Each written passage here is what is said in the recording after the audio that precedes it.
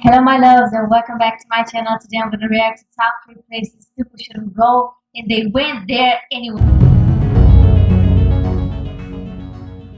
In 2019, Robert Nishimoto was a 71-year-old retired professor of sociology from the University of Southern California. After his retirement, he had moved back home to Hawaii to spend his twilight years with friends and family. On Saturday, November 2nd of that year, Robert suddenly felt motivated to go out into his backyard and finally do a huge cleanup. His grass was fine, he took care of that, but the very back of his property was totally overgrown with bushes and shrubs, and the trees were totally long and had not been trimmed in some time, and so he figured he would just go back there and hack a bunch of it down. And so that morning, he rounded up all of his yard working tools, and he headed out to the back of his property, and he got to work. And all day, his neighbors saw him slowly making progress as he kind of hacked his way towards the back of his property. And by the evening that night, it looked like he was almost done. 2 days later, on Monday, Robert's friends were at their favorite restaurant in town waiting for Robert to show up for lunch. This was something they did all the time. Robert was running late, so one of them texted Robert to ask where he was, but he didn't get a response.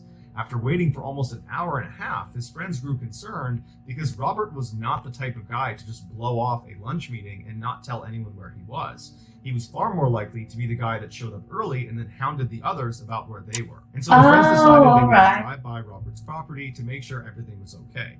But when they pulled onto a street, they saw down the end of the road in front of Robert's house were fire trucks and police cars and tons of commotion. It would turn out nobody had seen or heard from Robert since 2 days earlier when he was out in his backyard doing that yard work.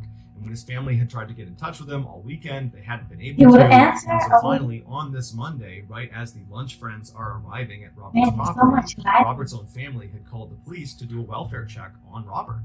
And what they discovered was horrifying. A police officer had gone up to Robert's front door and knocked. There was no answer, the door was locked. So the officer went around to the back of the house and knocked on the back door. Again, there was no answer, but the back door was open. And so the officer opened it up, he yelled for Robert, there was no answer. The officer stepped inside to just have a look around to make sure Robert was okay. And he went room by room and there was nothing in there. He's yelling out for Robert, there's no sign of him, there's no sign of a commotion or anything. And so he turns around and goes back out the back door into the yard, and he looks towards the back of the property, and he sees there's some yard working tools that are just laying on the ground, and next to it looks like there's some sort of divot in the ground. And so it intrigued the officer, so he began walking across the yard towards these yard working tools and this divot. And as he got closer and closer to this divot, he saw there was a small hole in the center of this divot in the ground. And so the officer made it right up to the edge of this strange indentation on the ground, and he looked into this little hole, and then all of a sudden the ground kind of collapsed. Alright, let me tell you this.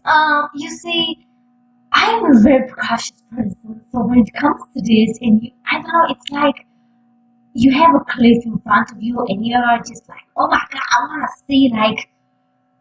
want to see everything from the top of the cliff. I mean, I would not get that close to anything that goes down. I mean, you see that there's like a hole in the ground, and I know that curiosity always gets the best of us, but usually, I don't know, you need to think, I mean, what if that hole is going to turn out to be something bigger? Collapsed into itself, revealing a 2-foot wide hole where the small hole had been. The officer jumped back to keep from falling in. And after a few moments, he stood back up and he walked very cautiously to the edge of this hole, and he tried to shine his light down into it, but he couldn't see the bottom. It was obviously a very deep hole. And so he carefully moved forward, testing every step to ensure the ground was not going to erode underneath his foot. And then finally, he got right to the edge where he could shine his light all the way down to the bottom, 22 feet below, and there on the bottom was Robert's body. In cities, people are afraid of falling into manholes.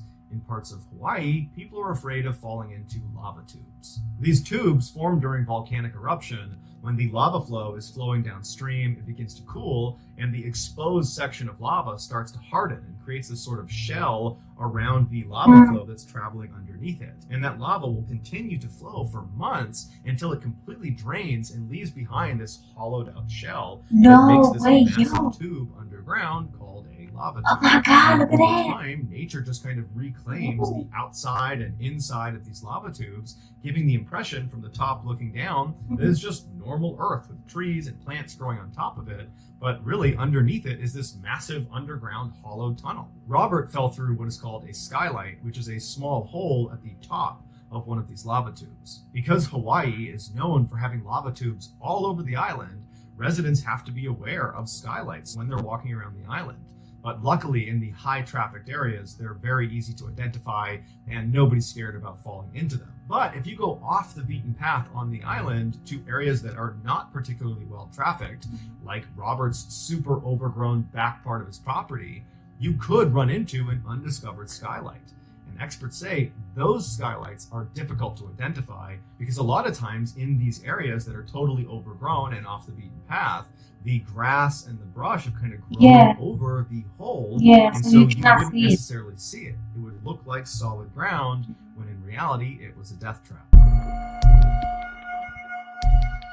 Freediving is one of the most dangerous sports in the world, even though technically pretty much anybody who's ever swam before has then also freedived, because all freediving is diving underwater without the use of a breathing apparatus like a But when people talk about freediving, they're not talking about Jesus down at the local swim club. They're talking about those crazy people that go out into the middle of the ocean, take huge gulps of air, and then dive down to unbelievable depths and stay down there for several minutes before returning to the surface. And within this already extreme sport, there's an even more extreme version of it called no limits. Instead of the diver taking that big gulp of air on the surface and then turning around and thinning themselves down to depth, or pulling themselves down on a weighted rope, in no limits freediving, the divers are allowed to use whatever they want to get as deep as they can possibly handle. Again, the only rule is you can't use a breathing apparatus. The most common no limits technique is to grab hold of this sled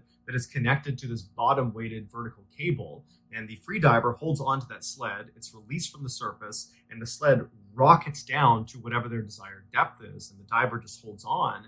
And then once they reach the bottom, the diver then turns a switch, which shoots air into this big balloon that's attached to the sled. And once the balloon is filled enough, it will pull the sled and the diver who's hanging onto it back up the cable, back up to the surface. Normally, a no limits freedive using this technique takes approximately 3 minutes start to finish. The reason no limits is considered a more extreme version of freediving is because it allows the divers to go to these extraordinary depths that they physically are not capable of getting to on their own. We're talking about over 100 meters below the surface. There's just no way a person can just kick themselves down there. You would need the sled. And then conversely, you would not be able to swim 100 meters back up to the surface before you drown. You would have to use that balloon. And so in no limits freediving, when you go down to these crazy depths, if your equipment fails, it's usually fatal. On October 12, 2002, 28-year-old... No, I mean, they say it's fatal, like, it's not even like 99%, no, it's 210%. I mean, they are so sure that you're gonna die. No. Audrey Mestry was sitting on a floating platform off the coast of the Dominican Republic. The French native no limits diver was mentally preparing herself for what she was about to do. Audrey was one of the best freedivers in the world, and this day she was trying to become the best freediver in the world by breaking the world record for the deepest depth achieved by a no limits freediver, which was 170 meters. And that record was actually held by her husband, 𝗖𝗔𝗣𝗧𝗜𝗢𝗡. But as she sat on that platform, doubt must have crept into her mind, because storm clouds began to roll in, and in the world of no limits freediving, where so many things can go wrong, there's no reason to add in another risk factor like bad weather. It could affect the people on the surface that are trying to support you. It could affect the line that you're using to bring you down to depth. It's just an unnecessary risk. Also, Audrey was using a new piece of equipment. She had a slightly thinner cable that was going to bring her down to the bottom that her sled was attached to, but she didn't know if it would work for this deep of a dive. And her husband, who was in charge of safety for this dive, had been criticized in the diving community for rushing this record attempt, that he hadn't done enough preparations. There weren't enough medical staff. There wasn't enough standby divers who were going to be on site or on shore at the time of this dive. And Audrey was aware of these criticisms because her husband was regularly criticized in the no limits world. Because 6 years earlier, he had had 2 separate people on staff die during different diving accidents. People accused Pippin of being very reckless. But despite all of these red flags and reasons not to do this dive on this day, Audrey was really confident and wanted to do this, and so she signaled to the team that she was ready to start. She zipped up her yellow wetsuit and then checked her sensors and video camera she'd be using for the dive, and then she put on her fins. Meanwhile, her husband checked the balloon that was there to inflate and bring her back up to the surface. And because this piece of equipment was so crucial, Pippin insisted he was the only one that could touch it, even though normal procedure was that at least 2 other people would inspect the balloon before the no limits dive. But regardless, after Pippin inspected the balloon bag and determined it was good to go, he signaled to Audrey to tell her it was time to start. She slipped off the platform and waded her way over to the 200-pound sled that was going to take her the equivalent of 2 football fields below the surface. The balloon thing Just was before weird. Audrey gave the final go-ahead to actually release the sled and begin this dive, she did a procedure known as packing, where freedivers basically take a full breath of air in and then gulp down additional bits of oxygen to pack their lungs full. And then when Audrey was done with this process and was ready to go, she did give that final signal. They released the sled and she began rocketing down towards the bottom of the ocean. If all went to plan, she would be back on the surface in 3 minutes. Audrey's descent was going perfectly until she hit the 164-meter mark. Now, because of the bad weather on the surface and all the rough water, that new lightweight cable she had, it was too light. And so the waves caused it to sway. And down at 164 meters, that swaying caused kinks in the line itself. And so as the sled was coming down, it caught one of those kinks and stopped at the 164-meter mark. And so Audrey just had to sit there for 30 seconds until finally that kink straightened out and she was able to continue down past the record-setting mark of... We are talking about 30 seconds. Oh my God, I would have just said, you know what? No, like, let me just reverse this and just go up. I just hope everything goes well. Of 170 meters. Now, that 30-second delay might not have mattered if everything else in the dive went perfectly, but unfortunately, it did not. Once Audrey had set the record by hitting 171 meters, her sled came to a stop, and now it was time for her to go back up to the surface. On the video, you can see Audrey begins following procedure, same as always. She reaches over and turns the valve that's supposed to inflate the balloon that's going to bring her back to the surface. But after she turns the switch, nothing happens. The balloon does not inflate. For a second, you can see a hint of panic in her body language as she's almost out of breath. She's already had that 30-second delay at the beginning, and she's pressing up against that 3-minute mark, and she needs to get to the surface right now. But she stays calm, she reaches over, and she turns the switch again to see if maybe she hadn't turned it all the way the first time. But again, nothing happens. At this point, a standby diver noticed the sled was not moving up when it should have been, and so he rushed over and jammed one of his extra hoses with extra air up into the balloon and tried to inflate it himself. But there wasn't enough air coming out of this tank for it to fully inflate, and so the sled began to move painfully slowly up in the water column. Now, you would think this standby diver, who did have all sorts of extra air, would just give the mouthpiece to Audrey to let her breathe on that. Forget the world record attempt. Let's just save her life. But unfortunately, Audrey and the standby diver knew that because she was so deep, the pressure was so immense on her lungs that it actually constricted her lungs to the size of oranges, that if she took even a tiny gulp of air at depth, that air would expand so dramatically on the way up, it would kill her. And so all Audrey could do was cling onto the sled and very slowly ascend and try to hold her breath as long as she could, but she knew at some point she was going to drown. And the video shows her absolutely stoic, just riding that sled, knowing that that's about to happen. On the surface, when the 3-minute mark came and went and Audrey did not surface, her husband immediately threw on scuba gear and leapt in to try to save her. And by the time he got down to her and brought her out of the water, she had been underwater without air for 8 minutes and 40 seconds. Oh my God.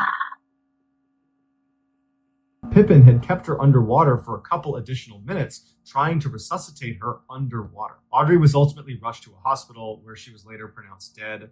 The cause of death was drowning. Some believe Pippin, her husband, had intentionally sabotaged her dive in order to kill her, but the official investigation determined her death was accidental. In 1993, after an exhaustive review of hundreds of sites around the United States, executives from the German car company Mercedes-Benz had finally come to their decision. Tuscaloosa, Alabama would become the site of the first ever passenger car assembly factory outside of Germany. This was a historic day, not just for Mercedes, but also for Alabama. At the time, the state had one of the highest unemployment rates in the nation. And so residents of Alabama were hopeful this factory would create hundreds of new jobs. But what actually happened shattered their expectations. Immediately following this announcement by Mercedes that they were going to set up shop in Tuscaloosa, 3 other major automotive giants, Toyota, Honda, and Hyundai, all announced that they too would be setting up shop in Alabama. And so these 4 major factories all came with jobs of their own. And each of these factories attracted dozens of other smaller factories that supplied the parts to put together these cars. And so all these smaller factories came with additional jobs. And so this one decision by Mercedes didn't just create hundreds of new jobs in Alabama. It created tens of thousands of new jobs all across the state. 2 years later, in 1995, a little girl named Regina 𝗖𝗨𝗥𝗡 was born just about an hour away from the Mercedes factory in Tuscaloosa. Growing up, the automotive manufacturing industry was a big part of her life. Her family worked in the factories, and as a kid, every day when she went outside, she would see dozens of these 18-wheelers come bombing down the road in front of her house, carrying car parts on their way to one of the many factories. Regina was a reserved and quiet kid. She loved to read, she was a good student, and she loved animals. She would take in stray animals. Any animal she could find, she would bring it back home to her house. But her favorite animal was her dog, who she named Cow. She dreamed of becoming a pediatrician, and so after high school, she enrolled in a local community college on a federal grant with plans to eventually transfer out to Auburn University, where she would finish her degree and then hopefully go on to medical school. But while she was at the community college, she fell in love with a local boy named Dan, who she'd actually gone to kindergarten with. And before long, the two were engaged to be married. The young couple wanted to move in together, but they didn't have enough money. Regina was a full-time student, so she didn't have an income, and Dan barely made minimum wage working as a shelf stocker at Walmart. The only way they could get their own place would be if Regina dropped out of school and got a job too. This was a difficult decision for Regina because she still wanted to be a pediatrician, but at the same time, she was really excited about her future with Dan. And so she thought, I'm only 20 years old. I can always come back and get my education later and become a doctor later. And so in January of 2016, she disenrolled from her classes and went out looking for a job. A month later, she landed a job as an assembly line worker at a car parts supplier factory where her stepfather and one of her sisters currently worked. It was called 𝗖𝗔𝗣𝗧𝗜𝗢𝗡 USA, and they supplied parts to Hyundai and to Kia. Regina's mother told her that it was not a great place to work, that she had worked at 2 other similar auto parts supplier factories, and the pace and pressure was unbearable. Car parts suppliers are known for being under intense pressure to reach their quotas every single day. Failure to do so, even by a slim margin, can lead to massive fines imposed on them by their customers, like in this case, Hyundai and Kia. This immense pressure on these suppliers often leads them to overwork their employees, like Regina. And the employees develop a sort of production at all costs mentality because they see their employer only cares about hitting their daily quota. And so employees will cut corners and skirt safety regulations to ensure they stay on their quota. But after Regina's mother approached her and told her about all these horrible things about the auto parts supplier factories, Regina said, "I got bills to pay." She'd already moved into a house in southeastern Alabama near the 𝗖𝗔𝗣𝗧𝗏𝗡 factory. She was living there with her fiance Dan and her beloved dog Cow. She'd bought herself a brand new car, proud of, and she had found herself the perfect wedding dress that fit her just right, but it cost $4,000. And so Regina was not about to walk away from this job. She needed the money. When she first started at 𝗖𝗔𝗣𝗧𝗏𝗡, she was put on temporary status, which meant she only made $8.75 an hour. In order for her to make more money, she would need the company to shift her to full-time status, which came with a $1.75 per hour raise. Determined to show the company she was worthy of being shifted to that full-time status, Regina volunteered for 12-hour shifts 7 days a week. But by June of that year, after 6 months of this hellacious work schedule, Regina was over it. And she went to her parents' house, she laid on the couch, and she told them that she just couldn't do it anymore. And in fact, she was going to start looking for other work, preferably something she could do part-time so she could go back to school and continue to pursue her career as a pediatrician. And her family was relieved and excited to see her get her life back to normal. A few days later, on June 18th, Regina, who was still employed at 𝗖𝗔𝗣𝗧𝗏𝗡, was working the day shift at the factory. Her job that day was to oversee a robot that would weld on these metal pillars onto the front right and the front left of the car where these side view mirrors would attach to. This robot looked like a giant arm protruding from the ground, where at the end of the arm, where the hand would be, were two welding tips that stuck out about 4 inches each. The robot was surrounded by this huge chain link fence that was there specifically to keep the employees from getting too close to it while it was in operation. Regina would oversee this robot via a computer screen outside of that cage. At some point in the afternoon, as Regina is monitoring her computer, it comes across the screen that there is a stud fault on Robot 23. Now, her robot was not Robot 23. It was the robot adjacent to her station. But the person in charge of overlooking Robot 23 was a part of her team, and her team had a daily quota to hit. And so having Robot 23 down directly impacted Regina. And so Gina stepped away from her computer. She walked over to the outside of Robot 23. She spoke to the team member, and they decided it was best to just call maintenance and have them come by and try to clear the fault. A security camera inside of the factory was aimed down at Regina and her coworkers as they stood outside of the metal cage around Robot 23 waiting for maintenance. But after quite a while, maintenance still hadn't shown up, and it was obvious the team was getting very anxious. They know every second that robot was not operational, they were hurting their chances of reaching their quota, which the company would be very upset about because they'd be hit with a big fine. And so at some point, Regina just kind of says, screw it, I'm going to fix the fault myself. And so she picks up a small tool that looks like a screwdriver. She opens up the cage to Robot 23, and she steps inside and walks right for the stem of the robot. When she gets over to it, she has her back to the robot's arm that's behind her, and she begins doing something with her tool to the stem of the robot. And whatever she does, it works because the robotic arm behind her springs into life and immediately goes back into the action it had been trying to perform before it failed. And that action involved swinging back in Regina's direction. And when it did, those two 4-inch welding tips at the end of the robotic arm were driven directly into Regina's back, impaling her. Her coworkers saw it happen and hit the emergency shutoff switch, but it didn't power down the robot until after it had thrust Regina across the cage and pinned her up against the wall. And so with this robot now powered down, the welding tips were now run all the way through her upper back and pressed up against the wall. She was literally pinned to the wall like tacking up a piece of paper with 2 tacks in a corkboard. She slouched over, but her eyes were wide open. She was conscious, but she didn't make a sound. Nobody knew how to release Regina from the robot's grasp. And so the team leader hopped on a forklift and sped across the factory floor towards the break room. He ran inside, he found a maintenance worker, and he dragged him out. They got on the forklift. The maintenance worker had to sit on the team leader's lap, and they sped back across the factory towards the Robot 23 cage. When they got there, they took this maintenance guy and basically thrust him into the cage and told him to get Regina out. But the maintenance worker didn't speak any English. He was terrified at what he was seeing Regina the way she was. He didn't really know how to fix the situation. Tempers were flaring, and before long, the maintenance worker just got overwhelmed and ran away. When emergency crews finally arrived several minutes later, Regina was still pinned by this robot. She was conscious, her eyes were wide open, and she was still totally silent. And they were able to get her off. They sent her to a hospital, and then she was transported to a trauma center, but it was too late. The damage that had been done to her by getting impaled by this robot was just too extensive, and she died at the hospital. It would turn out Regina's company, 𝗖𝗔𝗣𝗧𝗜𝗢𝗡, had not properly trained her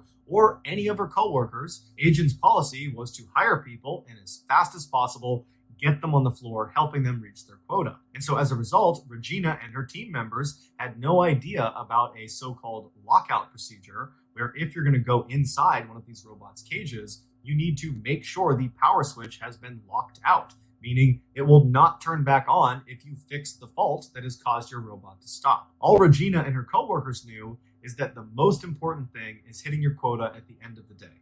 And so that was the reason Regina went inside of the cage, and that was the reason Regina was killed. 𝗖𝗔𝗣𝗧𝗜𝗢𝗡 ultimately pleaded guilty to not having properly trained Regina, leading to her death, and they paid the family $1.5 million. So that's going to do it, guys. If you found the secret... Man, I just feel bad because, it's the company's fault. I mean, I know that you want to make coins, but they don't give a fuck about